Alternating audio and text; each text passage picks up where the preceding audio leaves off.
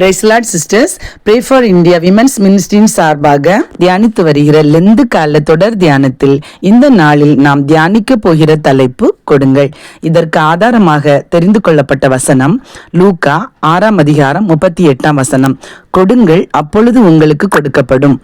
கொடுங்கள் என்பது ஒரு சாதாரண வார்த்தை அல்ல, அது ஒரு வாழ்க்கை முறை. நாம் எதை வைத்திருக்கிறோமோ அதை பிறருக்கு பகிர்ந்து கொடுப்பதுதான் உண்மையான கிறிஸ்தவ வாழ்க்கை. கொடுப்பது ஒரு விதை. நாம் கொடுப்பது ஒருபோதும் வீணாகாது. ஒரு விதை உடனே ஒரு மரமா மாறாது, அப்படிதானே? ஆனா அது நிச்சயம் வளர்ந்து பலந்தரும். இன்று நீங்கள் கொடுப்பது நாளை ஆசீர்வாதமாக மாறும், பிறர் வாழ்க்கையையும் மாற்றும். நீங்கள் விதைத்தால் நீங்கள் அறுப்பீர்கள், நீங்கள் கொடுத்தால் நீங்கள் பெறுவீர்கள். நான் இன்று என்ன செய்தோம், என்ன விதைத்தோம் என்று நாம் சிந்திக்க வேண்டும். அன்பானவர்களே, கொடுங்கள். கொடுப்பது இது ஒரு அன்பின் வெளிப்பாடு. உண்மையான அன்பு வைத்துக் கொள்வதில் இல்லை, பிறருக்கு நாம் கொடுப்பதில் தான் உள்ளது. வேதாகமத்தில் கொடுப்பவர்களை பற்றி நிறைய ஆதாரங்கள் உள்ளது. அவைகளை பற்றி சிந்திப்போம். யோவான் 6:9 ஒரு சிறுவன் தனது 5 அப்பத்தையும் 2 மீன்களையும் கொடுத்தான். அது சிறியதுதான், அப்படிதானே? ஆனா ஏசப்பா அதை 1000 பேர்களுக்கு மேலாக சாப்பிடும்படி ஆசீர்வதித்தார். நாம் கொடுப்பது சிறியது என்றாலும் தேவன் அதை பெரியதாக்குவார். நம்மிடம் உள்ளதை கொடுத்தால் தேவன் அதை பெருக்குவார். அடுத்ததாக மார்க் 12:41 முதல் 44 வரை வாசித்து பார்த்தால் ஏழை விதவை பெண்ணின் கொடையை பற்றி புரிந்து கொள்ளலாம். அந்த ஏழை விதவையிடம் 2 காசுகள் மட்டும்தான் இருந்துச்சு, அப்படித்தானே? ஆனா அதையும் அவங்க என்ன பண்ணாங்க, ஆலயத்துல போய் காணிக்கை பெட்டிக்குள்ள போட்டாங்க. மற்றவர்கள் அதிகமாக கொடுத்தாங்க.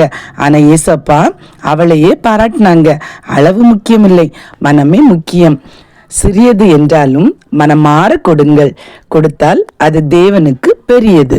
அடுத்ததாக 1 ராஜாக்கள் 17:8 முதல் 16 வாசிக்கும் போது சாரிபாத் விதவையுடைய கொடையை பற்றி நம்ம அறிஞ்சு கொள்ளலாம். தன்னிடம் இருந்த கடைசி உணவை கூட அவங்க எலியாவுக்கு கொடுத்தாங்க. அதன் பிறகு அவங்களுடைய பானையில மாவு எண்ணெயும் காலியாகவே இல்லை. தேவனுக்காக கொடுத்தா குறைவு வராது. அடுத்ததா லூக்கா 19:8 பார்க்கும்போது நல்ல சமாரியனை பற்றி பார்க்கலாம். அவர் காயமடைந்த ஒருவரை பார்த்து உதவினாங்க. அவர் தன்னுடைய நேரம், பணம், அன்பு எல்லாம் கொடுத்தார். அன்புடன் உதவுவதே உண்மையான கொடை, அப்படிதானே? கொடுப்பது பணம் மட்டுமல்ல, அன்பு, கருணை, நேரமும் கொடுக்க வேண்டும். அடுத்ததாக சகேயு லூக்கா 19:8 பார்க்கும்போது சகேயு தன் சொத்தின் பாதியை ஏழைகளுக்கு கொடுத்தாங்க. தவறு செய்தவர்களுக்கும் திருப்பி கொடுத்தாங்க. உண்மையான மனம் திரும்புதல் இதுல இருக்கு தெரியுமா? கொடுக்கக்கூடிய வாழ்க்கையில தான் இருக்கு.